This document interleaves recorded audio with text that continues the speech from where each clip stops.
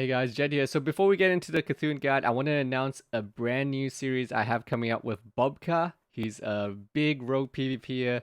We've been discussing this series for maybe 2 months now, maybe more than that, how to put this together. But basically, I'm making an entire rogue PvP basics tutorial series that's going to take you from not knowing any PvP to being able to hold your own in 1v1s, in general PvP, and basically it's like the A to Z of rogue basic PvP. Is what we're making. So if you don't know BOBKA, he was one of the finalists in the CDL Season 1. He's one of the best rogue PvPers that I know, and he's generally just a very, very high skilled PvP rogue. So yeah, we're going to be working together, and I hope you guys like what's coming up for that. If you guys have any requests that you guys would like me to cover in this series with BOBKA, be sure to join the Discord, hit me up, leave it in the comments, let me know what you want to see in this PvP series, what you want us to cover. If you don't know who BOBKA is, this is BOBKA here. BOBKA getting pretty close here. Might look for his opening. There's a little blizzard, of course, from Zico. BOBKA sprints in. He gets the sap off an Exane. That's huge. Cheap shot on Zico. Eviscerate on Zico. Ice block. Zico dies. No ice block. Silence on Vinruki. Oh my god, the damage from BOBKA. And I hope you guys are looking forward to these videos we're going to make. Okay, so let's get into the Cthulhu guide now. Okay, gentlemen, today we are recording how to break down the Cthulhu Parse. Basically, how you're going to get your 99 as a rogue on Cthulhu, what tricks you can do to min-max your DPS. And this isn't just for people that want 99s. This is for anyone that wants to increase their DPS on Cthulhu. We're going to go over where Cthulhu's back is, what you can do on Cthulhu to manage your cooldowns better. And yeah, we're just going to break down the whole Cthulhu fight from a rogue's perspective and tell you all the little tricks that you can do. Yes, that's right, AQ40. Don't forget to hit the sub button. And like and subscribe and hit the bell icon. Does anyone actually hit the bell icon? I'm not sure, like, even if I myself use the bell icon that often. Okay, so first things for the Cthulhu fight. We'll go over some basics first. So we won't go over basics for everyone, but just basics that affect us rogues. So the first thing that you need to be worried about is the fact that you should be pre-popping protection potions here. So you can notice up here in the top, I have both nature protection potion and shadow protection potion popped. There's no reason not to pop them unless you're just cheap, right? Unless you're just cheap, you should be popping both nature and shadow protection potion. Now, how you enter, this is completely up to your rogue, completely up to your guild. There's going to be a million ways that you guys can do the entry, right? Every guild has a slightly different variation. You can see my guild opens with the standard, one guy goes forward and then everyone follows after. Now, one thing to note as a rogue is do not press any abilities before the first swap. It can sometimes be a bit buggy, and if you use even just a sprint. We had 1 week where one of our rogues sprinted, and for some reason it caused Cthulhu to swap aggro after less beams than normal. So I think it was like 2 beams instead of 3. So just be aware of that. You can't use any abilities before he swaps target. You shouldn't use any abilities at all before he swaps. Now, as far as the stacking strategy, so stacking in phase 1 is a big part of getting a good pass. So this is just guild strategy. You need to talk to your guild about how you guys are stacking for your phase 1. So you can see here we're stacking 2 melee around each spot. Now 2 melee is the safe version of it. 2 melee is what most guilds tend to do. You can actually stack to 3 melee. I believe you actually can survive a 3 melee hit, although you do need to have a protection pot popped if you want to be safe about it. So you should have your protection pot popped. Like as I said, you should have both nature and shadow popped before the Cthulhu fight anyway.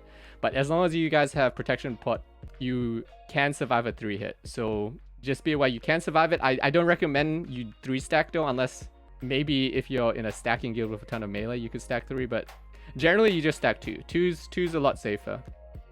2's a lot safer to do the stacking. So my guild does 2 stack for everyone. If you're not into 2 stack, what guilds normally tell you to do is hit the tentacles that spawn at the side, etc. But honestly, if you're not in the stack here, you're not going to pass. Now, the thing to keep in mind here is there will be some random like bouncing as well. If you're doing the 2 stack, just be aware that someone could get bounced into you and just chain it. It does happen. So this is again why you need to protection pot. The tentacles do randomly knock you up sometimes. Sometimes it's not even their fault if they get hit up. You get bounced around. It sucks. That's why random deaths do happen on Cthulhu. But as you can see, I got hit by an I-beam there. No big deal. You got protection pots. If you're 2 stacked, there's no worries at all. You shouldn't even be worried about this. So this is a good example right here of what could have happened with bad RNG. Right here. Like, I was about to run away. I probably left this a little bit later than I should have. I could have just started running away here. But if this knockback hit me the opposite direction, this would have been a death for me, right? Because it would have knocked me up and then the beam would have come out and then I would have died. So this is why sometimes RNG can suck on Cthulhu. That's just how it is. Sometimes there is some RNG. Now, as far as phase 1, what you want to be doing besides just stacking like this as normal is you need to be thinking about your kill time. So a big part of your cooldown management for Cthulhu is, do you 1-phase or 2-phase Cthulhu in phase 2? So what I mean by this is, do you do 2 vulnerability phases or do you do 1 vulnerability phase?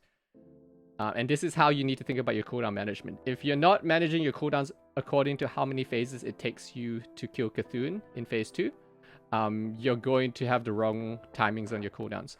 So the rule of thumb here is, you can see I blow my Blade Flurry and my Renataki's right off the bat here.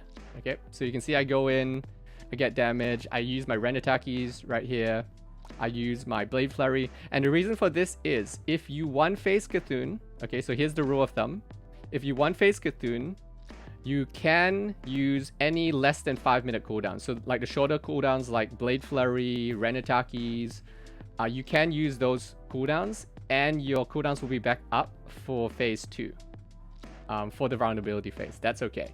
You cannot use Adrenaline Rush or any 5-minute cooldowns will not be up if you 1-phase Cthulhu. Okay, so you got to be aware of that.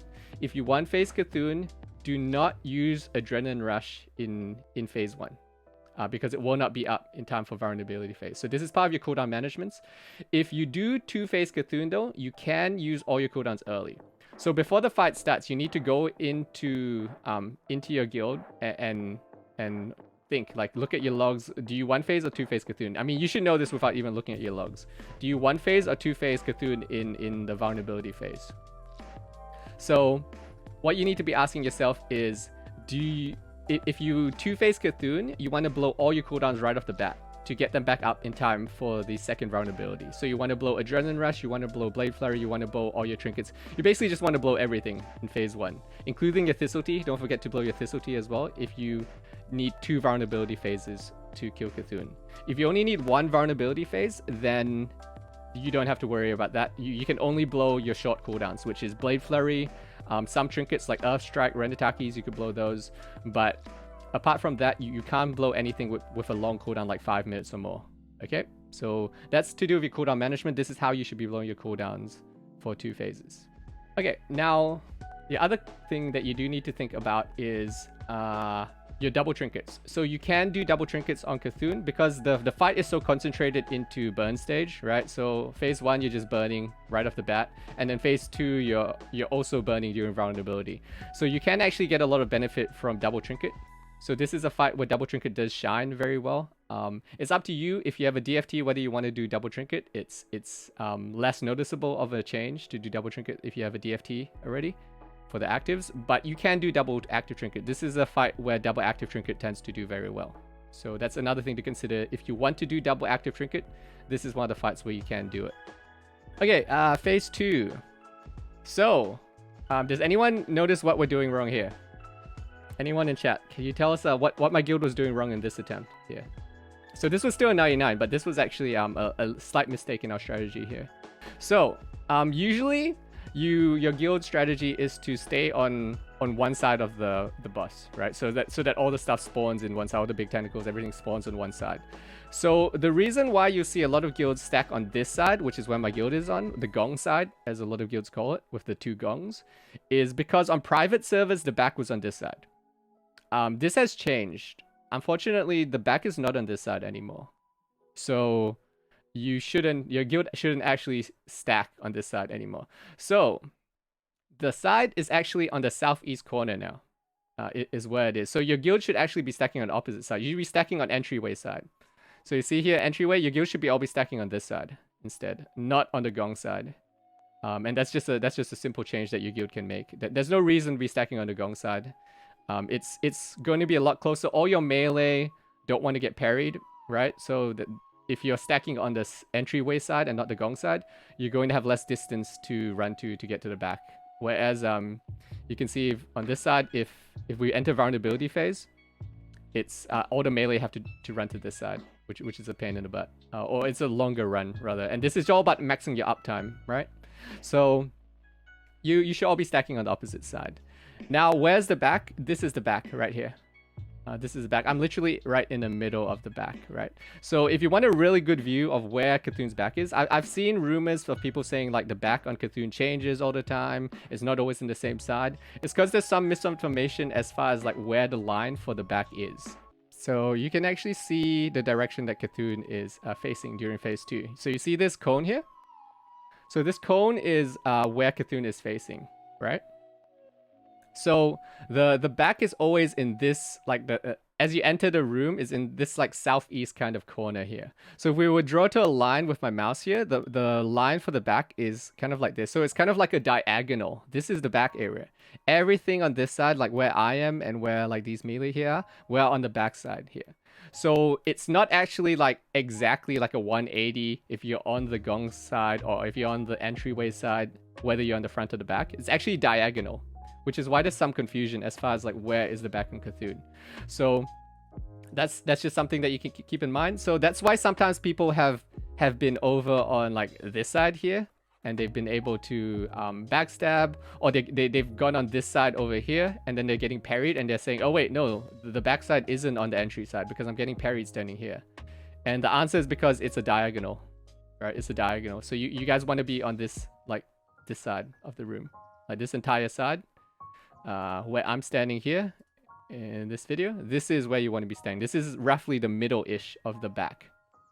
Okay, so that's just something to keep in mind. This is where the back is. It's been there basically every single week. I have looked at logs as well to try to find examples of guilds that or people that were able to backstab from any other location of Cthulhu in phase 2. I have not been able to find it.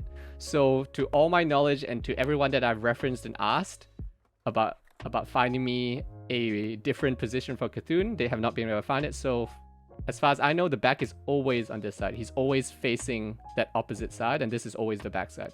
So it's this entire corner when you run in. So if you're facing into the room, right? So the room entrance is over here. If you're facing into the room, it's this entire like to the right and this entire corner here. This is his entire back zone, basically. Now, as far as vulnerability phase, fairly straightforward. Now, obviously, the goal of vulnerability phase is that you enter with as much slice and dice time as you can, right? But obviously, that's just not always going to be perfect. Now, some people may know, but these large tentacles here do not actually count towards your pass, right? So if we wait for a tentacle to appear, none of these large tentacles actually count towards your pass, but that doesn't mean you should ignore them, right? Your guild still needs to kill these large tentacles, like all these tentacles, they still need to die. So it's not like you can just ignore them, but just know that they do not count towards your pass at all. Now, the ideal is obviously that you stack up your 5 combo points and get your slice and dice up, and then you burn your cooldowns as soon as like vulnerability phase starts, right?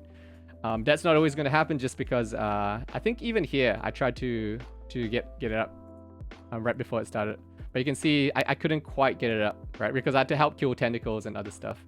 So ideally your focus should be to try to get as much of a nice slice and dice up beforehand, before he goes into vulnerability phase. People have asked me as well if they should swap to a sword in phase 1. You should not swap to a sword in phase 1 if you are daggers. In general, you're not going to be hurt by phase 1, even as daggers. You will sometimes, like right here I threw a sinister strike because I was energy capped.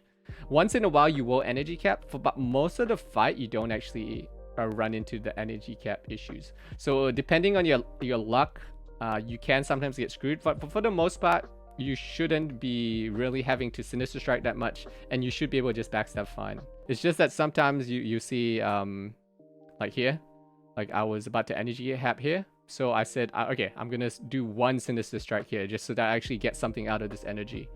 So it's not so much that something you'll be always doing, is just something that you react to the situation. So for your phase 1, if you really want to min-max in your daggers, just react if you are going to energy cap, then throw in a sinister strike. But if you're not, then you're better off holding off for the backstab. You're just gonna sometimes get a bit unlucky and might cap by a little bit, but it's just not worth swapping to swords or doing anything else different. The main thing you want to do as a dagger rogue is make sure you're burning all your energy quickly. When you can backstab, don't be pooling your energy, basically, as a dagger rogue on Cthulhu phase 1. You should always be like spamming backstab. Usually I would say don't spam your backstab, but in phase 1 you want to try to avoid capping as much as possible. Hey guys, Future Snow here. I just want to add a little add-on to the end of this Cthulhu video. Is one little cool trick that you can do is you can actually trinket swap in between the phases here. If you kill fast enough, you will drop out of combat, and then when Cthulhu goes into phase 2, you can see Justwoo here swaps his trinket, and his active trinket swaps from his Renatakis to his Blackened Breath. Now, for 99.9% of people, this isn't going to matter, and you're not actually going to want to trinket swap because your active trinkets will be back in time. Will be back up in time for your vulnerability phase anyway. But for extremely fast kill guilds, you may want to consider this trinket swap because your guild might kill so fast that even a 3-minute cooldown is too long because Cthulhu might die before then. So this is kind of an exception use case, but I wanted to mention it because it's kind of a cool trick that you can do, but it's probably not going to apply to like 99.9% of people. Most people are still going to want to go with the standard don't swap your trinkets. You don't need to in general. But yeah, I just thought I'd mention this cool little trick for the end of the video. But yeah, in general, Cthulhu is not a really difficult fight. 99% of the fight is just managing your cooldowns correctly, and that's pretty much most of the fight. Alright, so if you like this guide, you can catch me at twitch.tv/snomie, and I stream basically every day except for one day on the weekends I take off every week. So I will see you guys on stream or in the next YouTube video. Take care.